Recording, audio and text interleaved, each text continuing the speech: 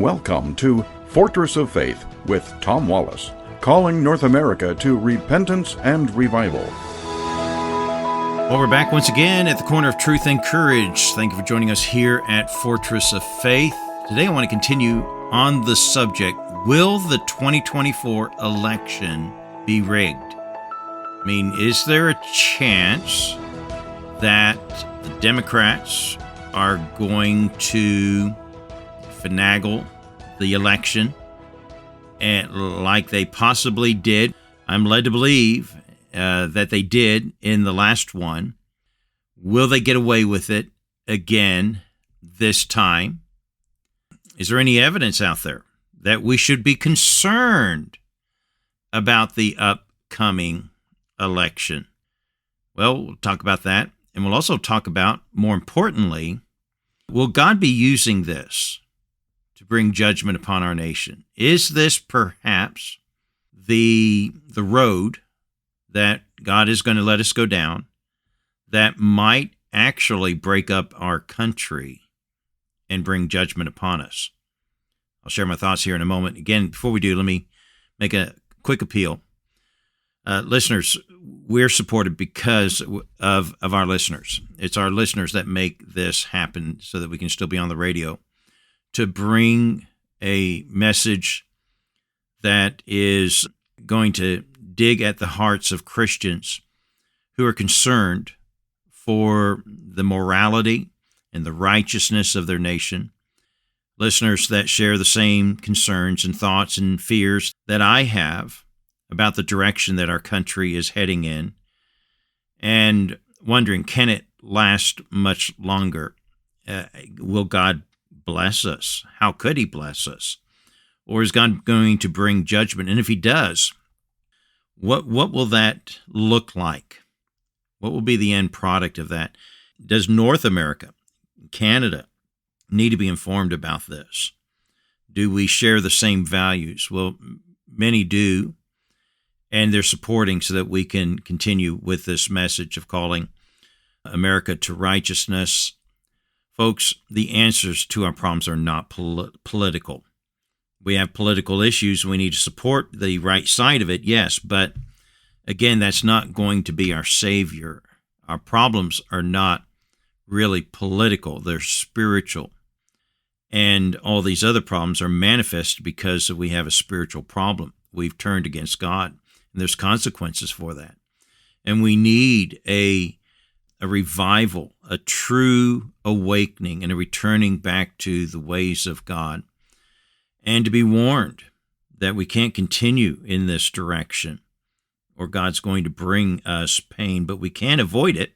We can turn to him and avoid the pain.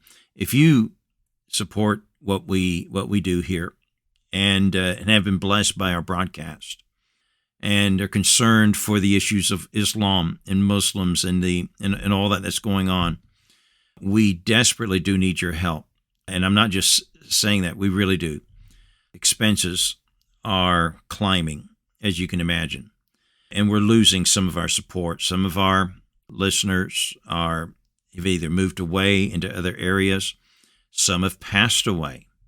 And what really helps us are those who give on a monthly basis, who support us month after month with a contribution. It may be $10 a month, $20 a month, $50, $100, whatever it is that God may enable you to give would make a huge difference for us. And if you want to give by check, we'll be glad to send you envelopes, 12 envelopes, so you can send in one a month. You can give us a call. We'll be glad to arrange that to be sent to you. Or if you want to give, the easiest way is to give through a card, a bank card, debit card, credit card. And you can do that by a phone call. Or you can go to our website, fortressoffaith.com, fortressoffaith.com, and set that up yourself. It's very simple. The number to call is 800-616-0082. That's 800-616-0082. And maybe you're already a supporter monthly, but you want to increase it. Give us a call. That would be a blessing. And again, 800-616-0082. All right, well, there are 6, 7 battleground states there: Arizona, Georgia, Michigan, Nevada, North Carolina, Pennsylvania, and Wisconsin. So it's very important what's going to go on in any state. But these states are, could swing one way or the other. And it could make a path for Kamala and Walz to take over the office there of president, vice president. Or it could make a path for Trump and JD to take the office. And what's interesting, though, I asked this question, are there some things going on that we should be concerned about? Is this really a level playing field in our elections? Well, one of the issues that should hit you, straight on to make something very clear: voter ID, and to be able to show an ID to prove that you are who you are before you cast your vote, is essential to give us fair and safe elections. The argument saying, well, that's discriminating against a certain class of people who cannot vote because they don't have ID. What? I mean, it's insulting to the black community, because that's usually who they say, well, that's it, that's a discrimination, that's racism against the blacks. That's insulting to them, that they don't have the intelligence to know how to go get an ID. You can have an ID, and you don't have to have a driver's license, but you can have a legal ID, and it's not expensive. And states could provide that for free if they had hardship. So to give that argument is not a valid argument. But they still argue it. They still throw that out there. Why? Because they don't want people to be able to fully identify themselves. So that gives opportunity for fraud. It really does. And there's only one party out there that is insisting that we do not have voter ID, and it's always the Democratic Party. Always. And that tells us something. I mean, if that doesn't stink before you, then you probably you're probably some of the problems yourself, okay, in the way you're thinking. But look at this. This is from the Daily Wire. Just read this. The Republican National Committee has filed 2 lawsuits in Michigan, one in Michigan and one in North Carolina.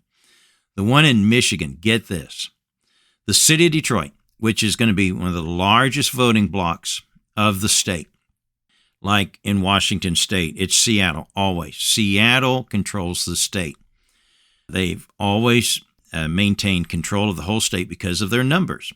And how Seattle votes is how the state goes. Well, the same thing's going to be true in Michigan. And the Democratic, the inspectors there, the election inspectors, are legally required to hire equal numbers of Republican and Democrats of inspectors, of election inspectors. Now, the GOP has given them almost 700 election inspectors that they've nominated for the city to hire so that they can have a fair election over there, so that we can say that, we have we've inspected, we're from both sides of the party, the different parties here, and we've been watching the counting of the votes and can verify nothing fishy was going on, unlike the last election where they closed the windows and threw people out and all that kind of stuff there. Here's what you know how many Republicans they've hired? 52. 52. In contrast of Democrats that have been hired, 2,300. 52 Republicans to 2,300 Democrats. And rightfully, the Republican Party has filed a lawsuit saying, hey, they've done something against the law. How can we say we're having a fair election in Michigan with this going on in Detroit? So it's a ratio of 7-1. That's terrible. Now, North Carolina, the Help American Vote Act, HAVA, was passed, which requires in North Carolina for them to, when they registered to vote, they also required identification information to prove that they are citizens on the form. Okay? But the old form didn't have that on it. And the RNC says that they have been still putting out the old form instead of the new one. And over 225,000 registered voters have recently registered on the old form and not the new form, so they've not been able to prove their identity as civilians, that they have a legal right to vote. And so the North Carolina has been putting out the old form on purpose, not because they didn't know better. The law was passed, they knew better, but they kept putting out the old form and bringing people so that there's no identity information to prove that they are true citizens to vote. Now, these are two states that could determine where who the next president of the United States will be. This is why I've been saying I don't believe Trump is going to be able to win because of corruption that's going on. Now, imagine this. Imagine we see Kamala become the next president. And let's say that it doesn't create a revolt during that time of the election. Let's say they've been able to cover their bases and make it look like it was a fair election. And maybe there are enough people here that will vote for Kamala. Let's put that into play, that America really is given to the side of the Democrat Party and their mission, even though we don't quite know what Kamala's mission is because she's saying one thing but lived another thing. So we're not quite sure what we're going to get with her. But let me kind of give you some things we can say about what we do know for sure. Kamala Harris, although she says she was estranged a lot from her father, who was Donald J. Harris. Which is funny, Donald J. Trump and Donald J. Harris. Her dad was Donald J. Harris. He was a professor of economics at Stanford University.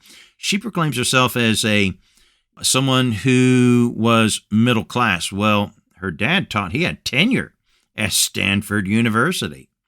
Very well paying, good paying job and so on there. But he was an economist, taught there at Stanford. And he comes from a Marxist background. And that is something that is clearly, I've done a little bit of research on this the last couple of days, and it's not hard to find the info. You have to dig a little, but the information is quite clear. His book that he was quite well known for was Capital Accumulation and Income Distribution. He wrote saying of how Karl Marx influenced him in his positions as a economist and so on there.